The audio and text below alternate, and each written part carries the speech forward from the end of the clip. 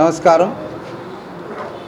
ఇప్పుడే మన రాష్ట్రంలో దాదాపుగా 64 లక్షల మందికి పెన్షన్ల పంపిణీ కార్యక్రమం 90% కంప్లీట్ అయింది.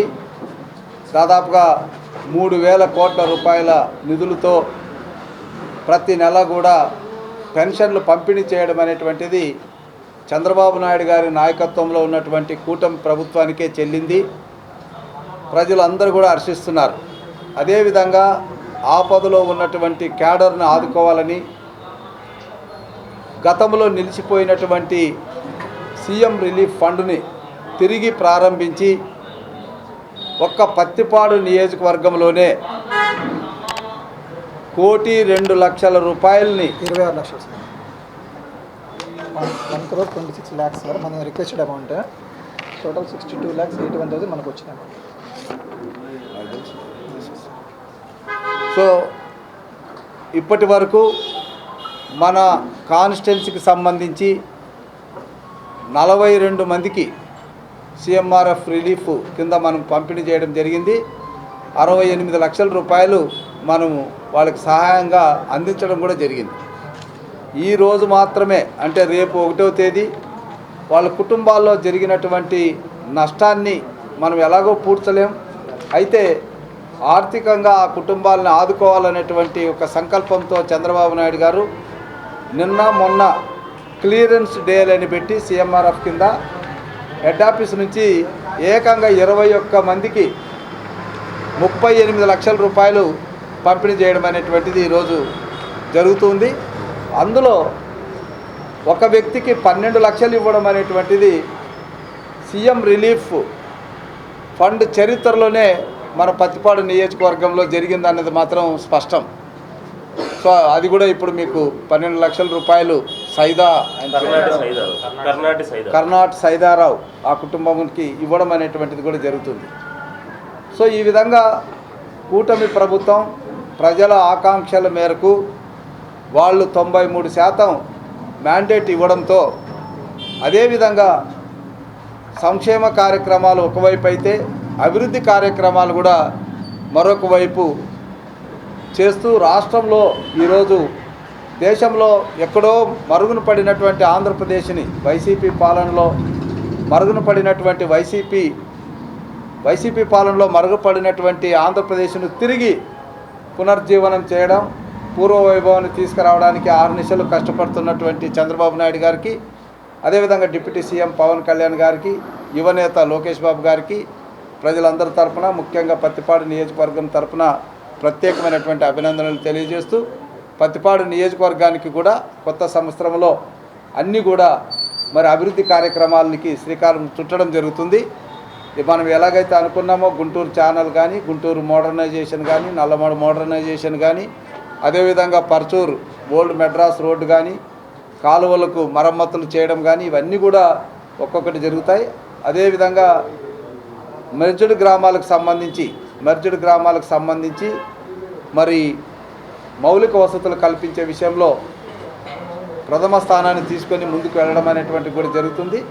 నిలిచిపోయినటువంటి ప్రాజెక్టులు కూడా మళ్ళీ తిరిగి చేపట్టాలనేసి నిర్ణయించడంతో 3rd ఫేజ్ను కూడా అక్కడ ఉన్నటువంటి వాళ్ళకి సరైనటువంటి వసతి కల్పించి తిరిగి ప్రారంభించడానికి అన్ని చర్యలు తీసుకుంటున్నాం.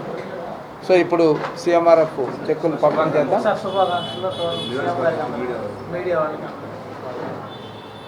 సో ఈ సందర్భంగా మేము అపోజిషన్లో ఉన్నప్పటికీ, మేము కష్టాల్లో ఉన్నప్పుడు, ఆపదల్లో ఉన్నప్పటికీ కూడా వైసీపీ పాలనలో మేము ఎదుర్కొంటున్నటువంటి ఇబ్బందులను కూడా ఎప్పటికప్పుడు ప్రజానికానికి తెలియజేసే విషయంలో కానీ, అట్లాగే వైసీపీ పాలనలో ప్రజలకు జరిగినటువంటి ఇబ్బందుల్ని పూసగుచ్చినట్లు సమాజానికి తెలియజేసే విషయంలో కానీ ధైర్యంగా వీరోచితంగా పోరాడినటువంటి మరి మీడియా మిత్రులందరికీ కూడా, ప్రింట్ మీడియా కావచ్చు, ఎలక్ట్రానిక్ మీడియా కావచ్చు, ప్రతి ఒక్కరికి కూడా పేరు పేరున ప్రత్యేకమైనటువంటి ధన్యవాదాలు.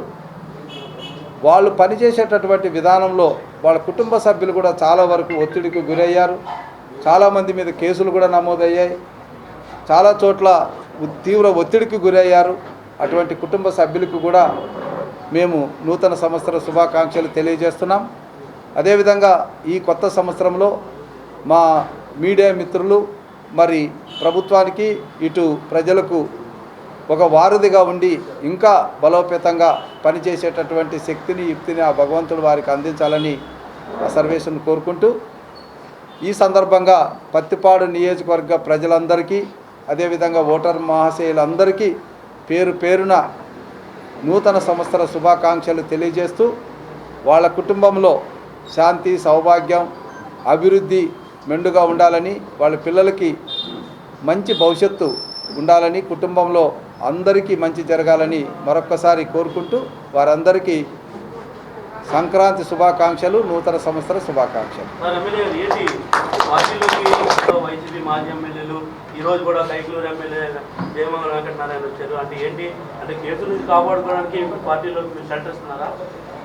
ఇప్పుడు ఇక్కడ వలస అనేటువంటిది జనరల్గా మన తెలుగుదేశం పాలనలో జరుగుతున్నటువంటి అభివృద్ధిని చూసి తెలుగుదేశం పాలనలో కుటుంబం ఒక యూనిట్గా తీసుకొని జరుపుతున్నటువంటి సంక్షేమం గురించి ప్రజల ఒత్తిడికి గురై ఆ నాయకులు మన పార్టీలోకి వస్తున్నారు. ఎందుకంటే తెలుగుదేశం పార్టీ కూటమి ప్రభుత్వం చేస్తున్న అభివృద్ధి కార్యక్రమాలు ఆ అభివృద్ధిలో మేము కూడా భాగస్వామ్యం అవుతాం, మరి మిమ్మల్ని నమ్ముకొని మేము చెడిపోకూడదు అన్నటువంటి ఒత్తిడికి ఎక్కడైతే ఉంటుందో ఆ ఒత్తిడికి గురైనటువంటి నాయకులందరూ కూడా వలస రావడం అనేటువంటి జరుగుతుంది. అందులో మంచి వాళ్ళని ప్రజలతో సంబంధాలు ఉన్న వాళ్ళని ప్రజల కోసం పోరాడేటటువంటి వాళ్ళని మాత్రమే మా పార్టీలో చేర్చుకోవడం జరుగుతుంది. కానీ మా పార్టీ కార్యకర్తలు కానీ మా లీడర్లు కానీ ఎక్కడైనా ఇబ్బంది పెట్టినటువంటి వారిని మా పార్టీలో చేర్చుకోవడం లేదన్నది మీ అందరికి కూడా తెలియజేస్తున్నాం. సంక్రాంతి నాటికి నియోజకవర్గంలో ఏ రోడ్డు కూడా గుంతలు లేకుండా ఉండాలన్నది ఒక టార్గెట్గా పెట్టుకున్నాం. దానికి డబ్బులు కూడా విడుదల చేశాం, టెండర్లు కూడా అయిపోయినాయి. అయితే ఒక చోట రెండు చోట్ల పాత నియమ నిబంధనలలోనై ఒక కాంట్రాక్టరే 4-5 వర్కులు చేయడం ద్వారా ఆ ఒక వర్క్ అయిన తర్వాత ఇంకొక దానికి రావడం అనేటువంటి జరుగుతుంది. దానివల్ల కొద్దిగా ఏదైనా ఆలస్యం అవుతుందేమో 2-3 రోజులు. కానీ అయితే చంద్రబాబు నాయుడు గారు ఏదైతే చెప్పారో దాని మేరకే పని చేయాలనేసి నిర్ణయించాము.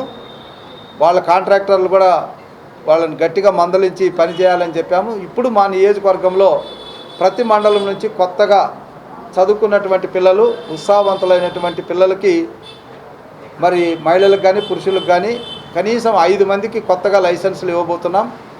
మా నియోజకవర్గంలోనే ఒక 25 నుంచి 30 మంది కొత్తగా లైసెన్సులు ఇచ్చి ఇక నుంచి 10 లక్షలు 15 లక్షలు 20 లక్షల లోపల ఉన్నటువంటి వర్కులకి వాళ్ళ ద్వారా చేయించడం అనేటువంటి జరుగుతుంది. అప్పుడు టైం ప్రకారంగా షెడ్యూల్ జరగడం అనేది జరుగుతుంది. లేదంటే పాత సిస్టంలో వాళ్ళే రావాలి, ఎక్కడి నుంచో వచ్చి వాళ్ళని టెండర్ వేస్తే కానీ మనకు పనులు అయ్యే పరిస్థితి లేదు. అలాంటి పరిస్థితిని అధిగమించాలనే ఉద్దేశంతోనే కొత్తగా యువకుల్ని ప్రోత్సహిస్తున్నాం.